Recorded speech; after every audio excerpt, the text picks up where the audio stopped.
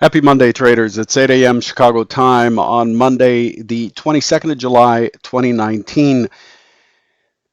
Thanks for coming in today. Derivatives trading involves substantial risk of loss. It is not suitable for all investors. Past performance is not necessarily indicative of future results. This morning, this is episode 1560.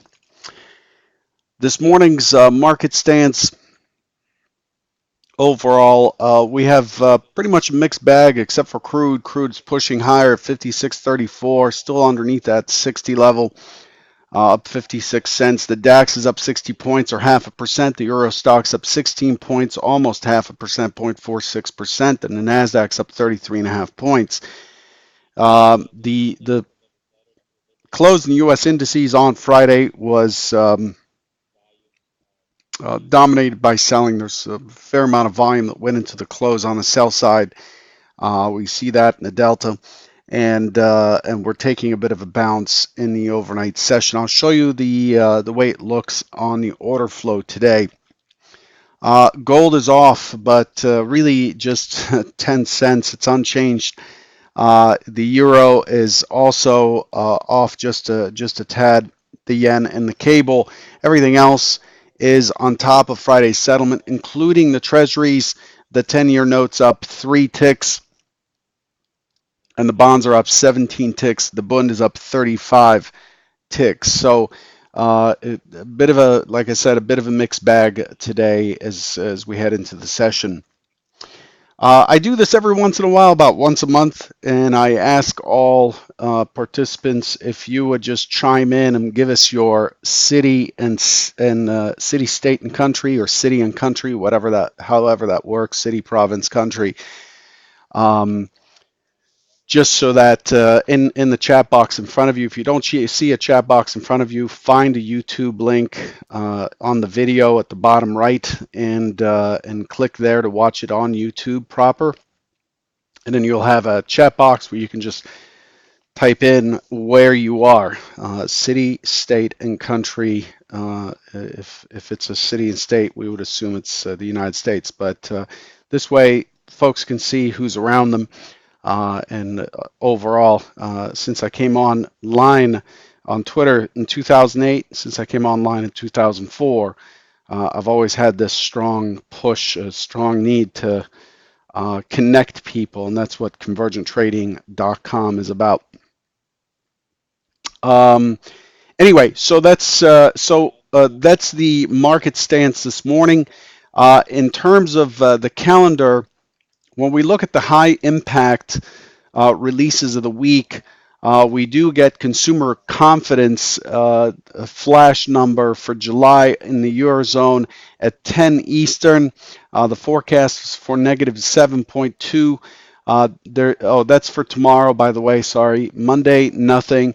Wednesday, we have a German market PMI number at 3:30 a.m. Eastern U.S. time. Thursday, we have the IFO from Germany at 4 Eastern. We have the ECB rate decision and the press conference at 7:45 and 8:30. Durable goods at 8:30 in the U.S. And on Friday, we have the GDP growth rate Q on Q, expecting 1.8%. That comes out at 8:30 a.m. Eastern. That's what's on deck for the week. For today, as I said, there's really nothing on the calendar. We do have some earnings. It is earnings season. Make sure you have a good earnings calendar. Halliburton should have reported before the open. There are a bunch of earnings, but nothing. I didn't see anything completely outstanding for today. No real big releases in the Netherlands. We had Philips report earlier today, and so on. Let's take a look at the review from Friday's session. Friday, the primary expectation, when we were talking on Friday, it was trading at 3,005. It actually opened around 3,009. So I had a bit of a pop before the open. At 3,005, the expectation is a drift down and a continuation of Thursday's rally into the close. So I expected a drift down, an impulse up, and a push into that 3012, 3014 area right up in here. That's what was expected. The secondary was a test of a potential test as far up as 3011, and then an impulse down that brings us into the range for a potential bounce. Did not expect too much in terms of range on Friday. Clearly, completely wrong, and that's okay too. And that's okay too. But what actually happened on Friday was actually taking back what was accomplished on Thursday. This is two tick Renko. We had somewhat of a driving behavior on Friday morning down, and we got delta to the downside with a pretty decent bounce, which made it look like an open auction out of range. The problem is it just never got to the opening print, which is these little tiny little green dots. That's the opening print. That's the go point for the session. It never actually got up there before it released to the downside. Expected a bounce at the prior day's high of 3,150. It got to 3,001. We did get a bounce for about 5 points into the mid. This is the first setup of the day to challenge the buyers on to the short side, which ended up working out. But the tests into the prior day's range um, did not inspire much confidence back here. So I passed on the second mid test. Um, on the second mid test, and it looked to me like it was attempting to regain the range. It did hit the close, so we had a major kind of a day time frame level tested, and it was starting to move out of the range. And to me, that looked like a low odds short continuation trade. Wrong, of course, because here we get our first key impulse of the day. You can see it's the biggest rotation of the day. The last one was that low that caused us to look for a mid somewhere. Now we have a clear range expansion to the downside, rotation expansion to the downside, with the IB being extended to the downside as well. So now we look for a pullback to continue with the short, and that worked out pretty decent right there. Uh, and in this case, as the market starts to rotate lower, the target becomes 29.90. If you remember, on Friday, I was saying to the downside, 29.90 is really a key test area, and it ends up grabbing it right there. So that's when I got done for the session. But as you can see, the market did not finish selling. It ended up selling into the point of control of Thursday, which was actually kind of surprising given Thursday's action. Friday took back pretty much everything that it had done. The profile showing in this case that the auction was interrupted by the close. We did not see a bounce, and we did not see an excess on the low. You can see there's quite a bit of volume taking place on the low, so we expect this to slide down into the reopen on Sunday, and that's what actually happened. Okay, so as we look at Friday, what we had done is we had sold off. So we talked about the sell-off last week. Those of you who are here, I had talked about the high potential for a drop, and we did get that. And then we ended up rallying back and regaining the point of control on Thursday of Wednesday. Um, we ended up regaining the point of control, holding this key low volume node, and then we opened above that, tested it right away, consolidated and dropped into the range. These 2 days basically take back the effort. So as we look at these 2 days to determine where the size is, we see that there are two distributions with 2991 being key in this area. It's like a sort of a key, call it the LIS or the line in the sand. Um, that becomes a key area to regain for buyers to regain. How I'm seeing these 2 days, I'm seeing capitulation here.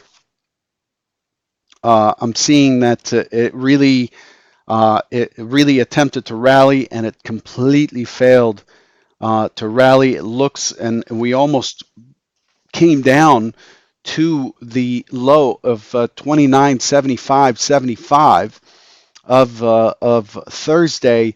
On Friday, the low was 76.50 or something like that. So we missed it by 3 ticks. So to me, this looks like a weakish low and a strong opportunity for a continuation lower. It doesn't mean we're done buying because we're still right up against the 30 21 50 all-time high. We're not far from it. I mean, it'll only take maybe 1 or 2 sessions to be back at all-time highs. But for now, what this is saying is it's having a hard time holding on to these higher prices as we witnessed on Friday. Very important for context. Not sure if you guys saw. 1 second. Grab this. But I posted this on Twitter. This is a market profile view here. A market profile view of this isn't a very good way to look at it, but unfortunately that's what I have right now. But this is a market profile view. I went and merged everything from the rally day, which was July 1st. I merged everything past July 1st up till Thursday. And then what we see here is Friday's range or Friday's trade. And you could see that Friday really opened up high, looked kind of bullish, opened up high, moved into the high volume node of this micro composite and balanced there for a little bit right there on Friday, and then it slipped right back down to the lower distribution. If you want to see this image is actually quite large. It's a 4K image. Um, you'll be able to see some of the detail there. And what it's done is it's transitioned from the upper distribution, upper balance of this microcomposite down to the lower distribution to show some more acceptance down here. So what is this? How does this inform our context? The way this informs our context is it says there's a high potential that an attempt higher is likely to fail. So today, unless we see an open test down, drive up, or an open drive up, I'm looking to be a seller today. I'm looking to be a seller in the 91 to 93 area at first, and then 97 and below 3,000 next. Those are the first tests into those areas are likely to be an opportunity to get short. And here's my thinking. If you're a swing trader, time frame is really important. My time frame is a day time frame. My priority is to mitigate risk as immediately as possible. That doesn't mean I get in and take off for 2 ticks. Some of the size that I have on in order to mitigate risk. That's not what I'm talking about. But what I'm looking for is to get in on the short side, look for a rotation in my favor, try to pick up 3 points because my stop is about 3.5 points. Try to pick up around 3 points to drop some of the size there, some of the position to cover the risk, and then look for the market to consolidate or continue and potentially to campaign around that position. So some of you here may be swing traders and you may think, oh, this guy's crazy. He thinks he can get short and hold on. That's not my time frame. That's not my time frame. Now, we could end up at new all-time highs by the end of the week. Who knows? There's a lot going on in Iran. With Iran, some spies got caught, 17 spies, I believe it was, that got caught by the Iranians. Here it says Iran announced that it had captured 17 spies working for the U.S. Central Intelligence Agency and sentenced some of them to death, deepening a crisis between the Islamic Republic and the West. And so it's just precarious what's going on there, and we'll see. We saw a pop in crude. So that's where we are. That's our review segment and the setup of context. Real quick look at the order flow. Bummer. I moved my monitor so it doesn't pick it up. Hang on.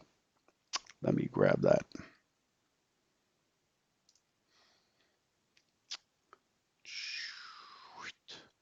All right.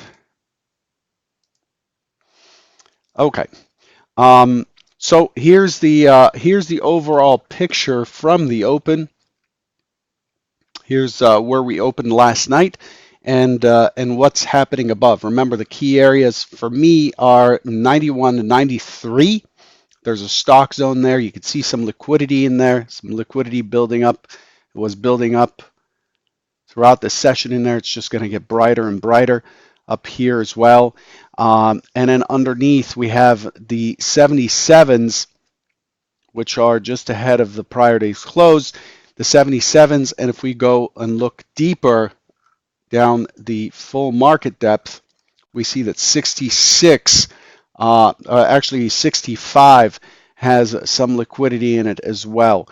Overall, the trade has not been too fantastic. There's been some opportunity. There's been some size here at the open of the European session, and it's 7 o'clock.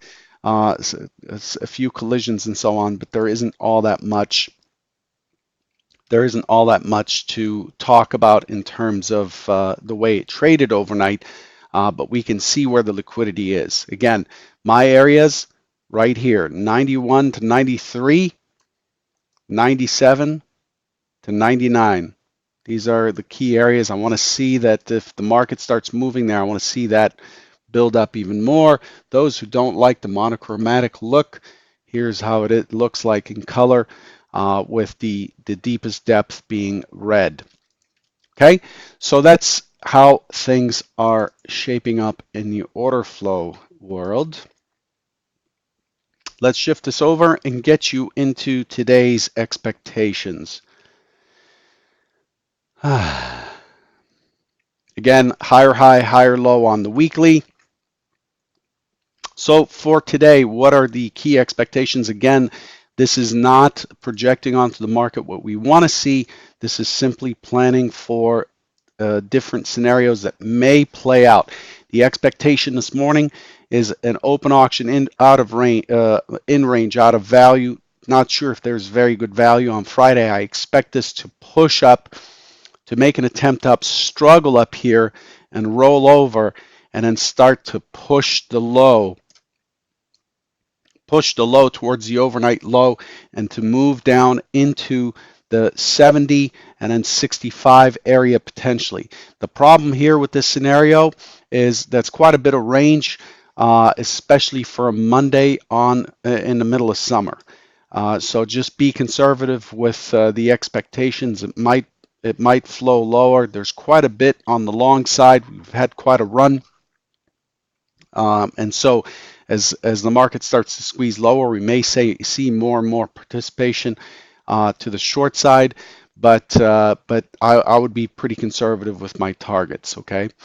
The secondary is an open auction that starts to bleed lower, move into the overnight low, push into this 75-ish area, just take out the low, move back into the range, and hold steady near lows so that we end up with a fairly balanced day,